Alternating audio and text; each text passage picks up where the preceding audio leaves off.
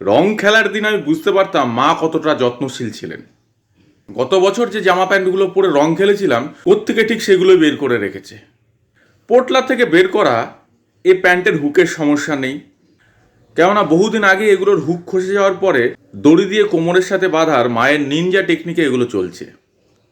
আর এই যে জামাটা পরে রং খেলতে বেরোচ্ছি, এটা হলো রং খেলার উপযুক্ত জামা। এই জামাটা গত কয়েক বছর ধরে রং খেলার পর এত রং মেখেছে যে দেখে বোঝার উপায় নেই যে কেনার সময় এটার রং কী ছিল। দূর থেকে দেখে সবাই ভাবতো এ মনে হয় রং মেখে অলরেডি ভূত হয়ে আছে, তাই আমার উপর আর বেশি রং কেউ খরচা করতো না।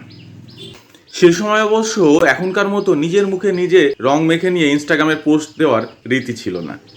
কি রং মাখানো হবে সেটা ডিপেন্ড করতো সম্পূর্ণ সামনের ব্যক্তির ওপর। আমরা খুব ভদ্রভাবে রং খেলতাম।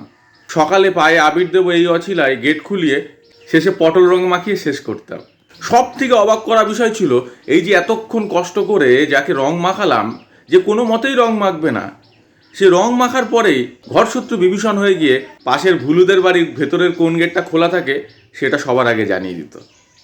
তবে রং খেলার শুরুতে কেমিক্যাল পটল রং আবির টাবির ব্যবহার করলেও পরের দিকে আমরা শুধু হার্বাল রঙই ব্যবহার করতাম। এই হার্বাল রঙের মধ্যে ছিল হাড়ির কালি, কলার কালি, উনানের কালি, কাঠকয়লা আর সবশেষে পচা ড্রেনের কালো জল। আগে থেকে রং খেলাটা অনেক কিছু বদলে গেলেও বদলায়নি একটা জিনিস, সেটা হচ্ছে রং খেলার মাতাল। আগেও ছিল, এখনও আছে।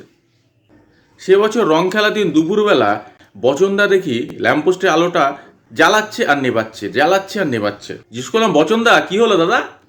বলে, দেখ না কখন থেকে দৌড়বেলটা বাজিয়ে যাচ্ছি, তোর বৌদি দরজায় খুলছে না।